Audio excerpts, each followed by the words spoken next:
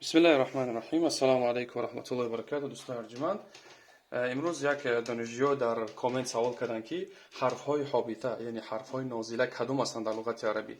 حرف های حابیته یا که نازله هر دو معنی داره.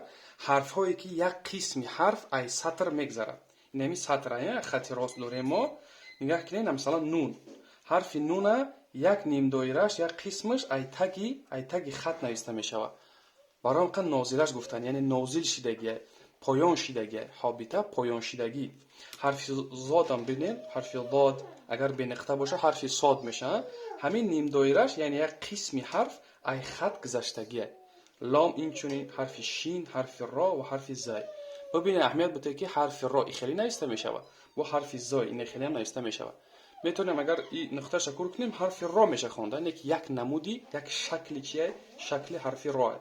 همین حرف های حابیته در یک عباره جمع شدگی. اینمی عباره نصلی شروق الجمعه. اگر که شما را بپرسن که کدوم ای حرف های حابیته که حرف هایی که ای یک قسمش ای خط میگذشتگی کدوم در لغت عربی، میتونه همین عباره از یاد بکنه. همه حرف ها در بر میگیره. نصلی شروق الجمعه یعنی نون، صاد، لام، حرف یا، حرف شین، حرف را، حرف واو، قاف، جیم، میم، عین و حرف ها.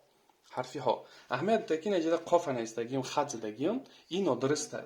یعنی باید قاف چگونه نوشته شود؟ اینه خیلی باید نیم قسمش چکو کنه عجب بذاره که راستی حسنی خطی ما خواهی گیزاله نیسته و هم خاطر باید اون کسی که خشوم نوشته باشه گیزاله نشود. فهمیده نه؟ حسنی خطی ما به نهایت بزیبه نه که به خاطری که همین فایده نه که هم خواستم برای شما برسونم.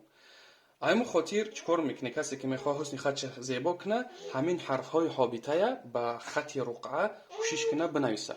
کوشش کنه درسات در یوتیوب به نهایت بسیارن حوایل نظر کنه حسن خطش زیبا میشه. ما که در حسن خط اهمیت ندادم حسن خط ما راستی بزیبه. خب گفتیم که چی؟ قاف باید خیلی نوشته نشود. نه خیلی باید نوشته نشود. یعنی هم نیم دایرش باید ای خط نگذره. رنگی نیجه خیلی که دیگه نوشتگی انمی درست شه. خیلی نوشتن نادرسته. خب یک نقطه دیگه که نون همانند نداره. همین حرف نون همانند نداره اما حرف صاد همانند داره. مثلا صاد ای بالاش نقطه مانیم چی میشه؟ ضاد میشه. شین همانندش چیه؟ حرف سین نقطهاش اگر بگیریم میشه حرف سین. یعنی میگن اخواتها همانندهاش. همانند حرف را اگر در بالاش نقطه گذاریم میشه حرف زای. همون خاطر در این عباره هماننداش نیست برای که شرط نیست را ذکر کردن. شما که الفبای عربی که دونه میفهمی که سین همانند داره در بالاش نقطه میمونی میشه شین. جیم همانند داره. همانندای جیم چیه؟ حرفی ها و حرفی خا. مثلا حرفی خا بازم گفتم که اینو درسته. این شکلی که من استفاده مثل خط ما بزیبه اینو درسته برای بیان کردن که حرف جیم هم برادراش چیه؟ حرف ها و حرف خا. فقط بین آنها چی فرقه؟ یک نقطه در پایان باشه جیم، نقطه در بالا باشه خا. اگر نقطه نباشه ها خوانده میشه. خلاصه همین حرف های چی حابیته یا که نازله در لغت عربی. و السلام علیکم.